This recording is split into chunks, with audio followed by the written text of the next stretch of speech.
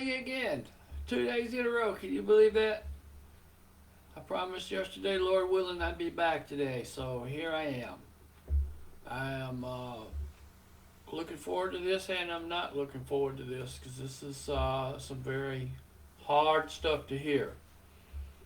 But we need to know, I believe, what Jesus went through when he was crucified. And it would have been today, Friday of the Feast of the Passover.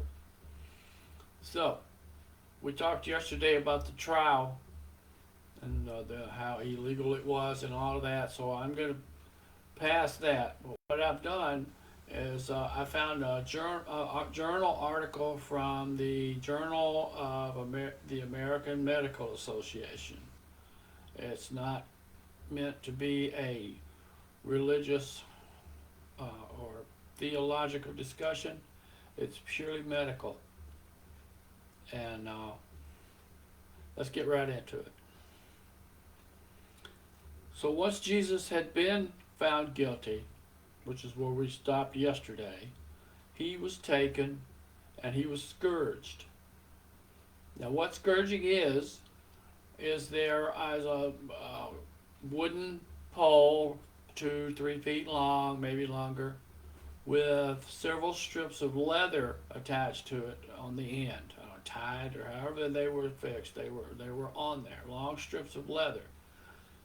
About a few inches from the end of each strip, there would be a lead ball, and then on the ends of them, I don't know if it was all or some, but there would be sheep bones that had been sharpened. So, and the person who was being scourged was stripped naked and was tied to a pole where his arms are above his head. He's hanging facing the pole, and then either one or two guards, Roman soldiers, would swing these. They call it it's called flagellation. They would swing this thing as hard as they could swing it, and boom! And when it hit, the balls would cause deep bruises, very painful. Then the sheep bones would catch like a fishing hook, and then they would jerk it off. Can you imagine how bad that hurts? I've been gimping around here for 2 months because I dropped a butter knife on my toe. I cannot imagine this. It just makes me sick to think about it. And this would go on. He got 39 straps or 40. I'm not sure which one. I'll find out. I don't remember right off the top of my head. Sorry, I didn't research that well enough. But you get the idea. 39 or 40 times, that's a lot of times. And by the time that this had been completed, the muscles all the way down into the skeletal muscles in between a person's ribs were torn. Like the meat that you eat off of your ribs when you barbecue ribs, that was ripped. And the person was bleeding, bruised, in excruciating pain. And then, many times, people would die just from that, from the pain and from the blood loss. That alone would kill many people. But Jesus was young, and he was strong, and he was in good shape because he had been walking his whole life from city to city. He was a carpenter by trade, so he was in good physical condition. But he had been kept up all night the night before in the trials and deserted by his friends. I'm sure he felt deserted by God, in the Garden of Gethsemane. That's me back up to that. In the garden, the night before, when Jesus prayed, Father, if it be your will, take this from me. He was in such stress, feeling such weight of the world on his shoulders, he developed hematidrosis. This is a very rare condition. It's a psychological condition. When the mind is under such intense pressure, it was so hard for him that the layers of the skin literally start just separating from each other, and blood fills in the sweat glands, and you literally bleed blood through your pores. It's a physical manifestation of a very, very, very stressful situation. And Jesus at that time was feeling the sin of all mankind for all time. For you, for me, for everybody, past, present, future. He felt that.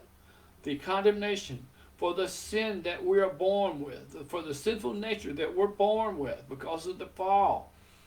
He felt all of that. And that's why he sweated blood. Look it up. Hematidrosis.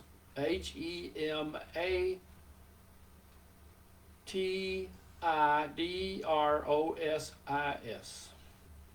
Google it. So anyway, back to the cross. After the scourging, the cross, the whole cross that people would be crucified on would weigh well over 300 pounds. So the person would not be able to carry the cross like we've always seen Jesus in the movies carrying the whole cross. Not the case. The top bar, what's that called? Patibulum weighed about 75 to 125 pounds. Then they put that on his shoulders. On top, don't forget, he's ripped to shreds in his back right now. He's losing blood. He's suffering from blood loss already. Big time. And it's about to get a whole lot worse. He was so weak that he couldn't carry the cross because he had been beaten so hard. And one of the soldiers would carry the sign. In this case, it would say, Jesus, King of the Jews. And the Jews weren't very happy about that. But that's a side note. That's another sermon. Another teaching for another day. And then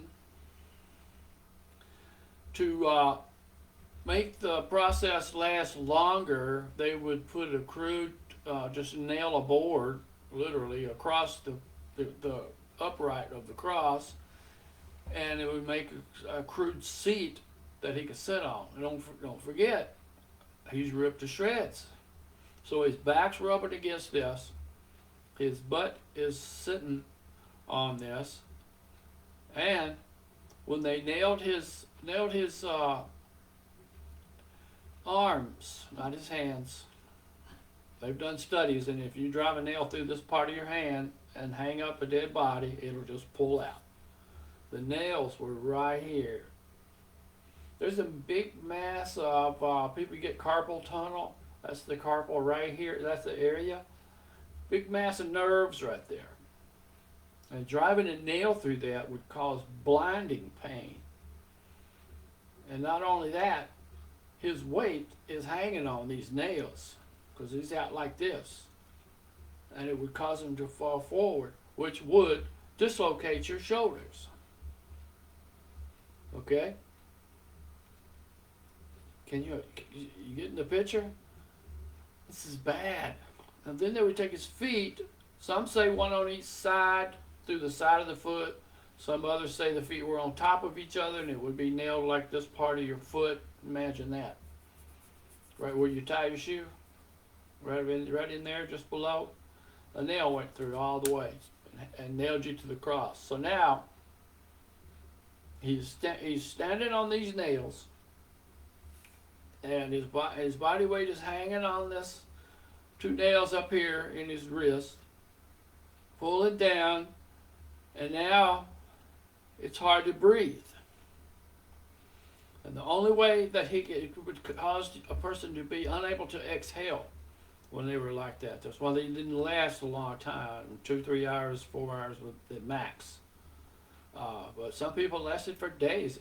It depended on how badly they were beaten when they were flogged before the crucifixion. If they were beaten like Jesus was, uh, it wasn't going to last a long time. But that's another. We're going to get off into a theological part. I don't want to go there because I was just going to keep this short, if I can.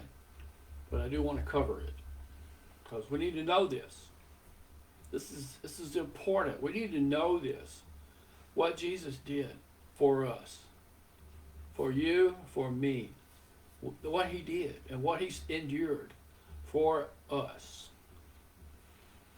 Anyway, I digress. Like I said, his feet were either nailed from side to side or from straight down. Very painful. I don't know if you can see this or not. There's a diagram of the foot. Yeah, you can see it right over here. That's where the nail was. There's a cross section down here where it went through.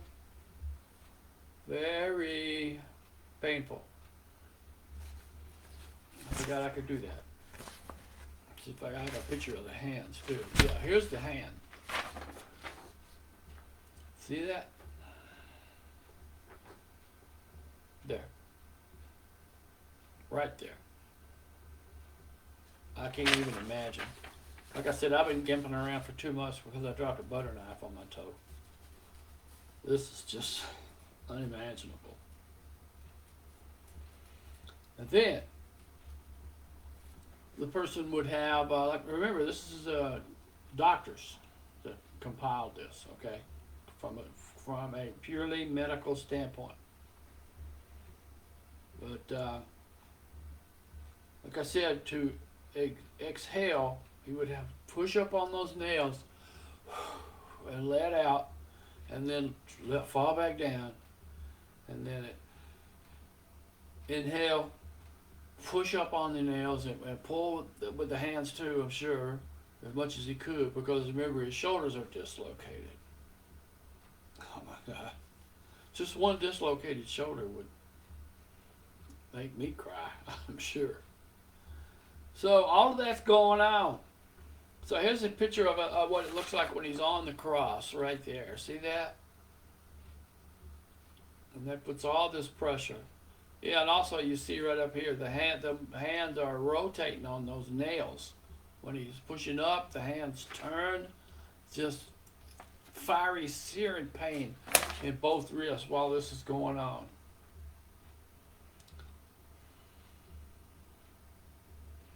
And like I said, his back and his butt are against it. His legs too. No, well, not his legs, because his legs would have been bent. They put it where the legs were bent, so they couldn't hold his legs stiff. You had to cause you to have to push up, like I just showed you. Very, very, very painful. And then, just to make sure, it was customary because Roman law, not German law. Roman law, and he was crucified by the Romans because the Jews wanted the Romans to kill him. That way they could say it wasn't us. I'm not down in the Jews. I love everybody. But the people of that day hated Jesus and they wanted him dead. Okay? I'm not bashing anybody, please. It's hard to teach this without offending somebody. But that's not my point. But even if you are offended, if you get it, that's okay. Because I want you to get it. So, in the end, 3 to 4 hours, if the person was not dead, they would break their legs below the knee. Now you can't push up. So now you got a few minutes. And you're done. And then after that, they would take a sword or a spear and stick it through probably the right side, through the rib cage, into the heart. But I'm pointing, you can't see it. Let me see if I have a graphic. I think I do. No, yes. pierced the spear, that's where they would have, the spear would have gone. You can see it on your left, and then in the middle there is a cross section of the body of the spear going through by the right lung and hitting the heart. And you're done. This is the heart right here, right there. Into the heart. So you can do it from either side, but they say most likely from the right. So Jesus endured all of this for us. The weight of the sin of every person who ever lived, past, present, and future. And that's another good teaching there about what happened to the people that had already died before. Yeah, that's good. I'll get around to that one too. That's good. It's really good. I know this is hard to hear and hard to see, but I believe it's necessary because this is, Easter is Sunday. So this is traditionally the day they calculated the date, and they're saying it would have been, everybody's got different opinions. Trust me, anybody's been to college knows that. But anybody knows that. April the 7th, anyway, of the year AD 30. AD, yeah, 30 is when this would have happened. Today is April the 2nd, so we're within 5 days of being on the day, the anniversary of the day. We're in the Holy Week, in the 2nd, we're in that week of the triumphal entry and the things that happened, and then the trial and crucifixion all happened in the week, during the Feast of the Passover. That's why they wanted him dead before. Excuse me. I hope that you don't see that. People are replying to stuff on YouTube. I don't think you can, but I want to make sure. Where was it? Oh, they wanted him dead before 6 o'clock that night, because that's when the Passover was, that next day. The feast, it was the last day of the Feast of the Passover, or the celebration, annual celebration of the Passover. So, but they didn't have to, because Jesus gave up his life. They didn't kill Jesus. Jesus could have come down off that cross that fast and killed everybody involved in this, but he chose not to. He could he said in the garden he could command 12 legions of soldiers. A legion is 72 soldiers. That's a lot of soldiers, or angels, to come. One angel, in one instance in the Old Testament, killed 5,000 people overnight himself. So, anyway, I digress. I love you all. I hope you get something out of this. If you do, please let me know that you got something out of this. It would be good to know. And I have possibly some big news coming soon. But I'm not going to say right now because it has not been determined yet. But things are starting to happen. God is starting to move. And that excites me very much. And so until Sunday, I'll let you go, and God bless you. Try to go to a sunrise service Sunday morning if you can. It's significant. It's moving. Okay. Catch you later.